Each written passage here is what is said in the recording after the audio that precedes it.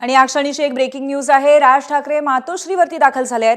राज ठाकरे अर्थातच उद्धव ठाकरेंच्या भेटीला पोहोचलेले आहेत। आजच दोन्ही ठाकरे बंधू आणि त्याचबरोबर शरद पवारांची राष्ट्रवादी यांचा मुंबई महापालिकेचा फॉर्म्युला जाहीर करण्यात आलेला आहे आणि त्यानंतर आता राज ठाकरे उद्धव ठाकरेंच्या भेटीला पोहोचल्याचं कळतंय। मातोश्रीवरती राज ठाकरे दाखल झालेले आहेत।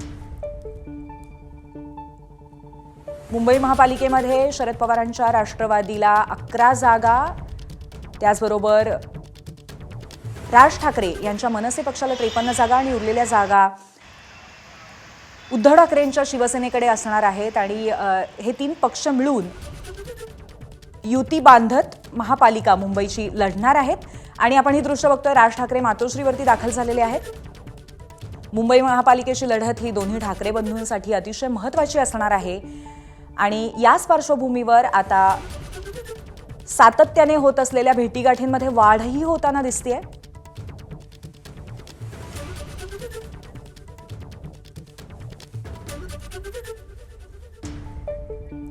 आणि आपले प्रतिनिधी वेदांत नेप आपल्या सोबत आहेत। वेदांत, एकंदरीतच आता फॉर्म्युला जाहीर झालेला आहे ठाकरे बंधू आणि शरद पवारांची राष्ट्रवादी यांचा, परंतु आता राज ठाकरे यांच्या भेटीचं निमित्त काय आहे, काही कळलंय का?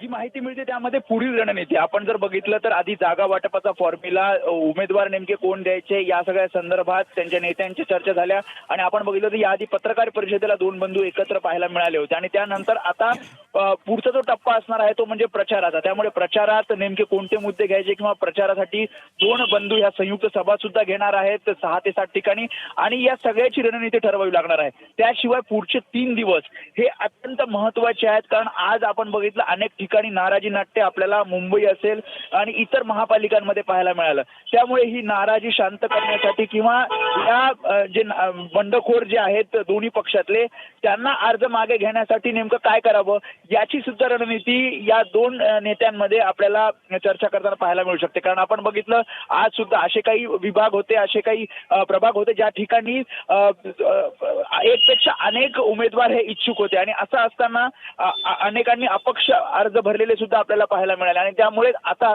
2 दिवस आहे अर्ज मागे घेण्यासाठीचे आणि त्यामुळे त्या ठिकाणी आपली ताकद ठेवता यावी किंवा त्या ठिकाणी जो अधिकृत उमेदवार दिलेला आहे त्या ठिकाणी इतर कार्यकर्त्यांनी पदाधिकाऱ्यांनी पूर्णपणे त्याचा प्रचार करावा या दृष्टिकोनातून सुद्धा आता दोन्ही पक्षांकडून प्रयत्न केले जाणार आहेत। त्यामुळे एक प्रचाराची रणनीती आणि त्यासोबत जे नाराजी नाट्य घडलेलं आहे त्या संदर्भात नेमके पुढची काय पावलं उचलायची यावर या दोन नेत्यांमध्ये चर्चा होऊ शकते। धन्यवाद वेदांत दिलेल्या माहितीबद्दल। एबीपी माझा, उघडा डोळे बघा नीट।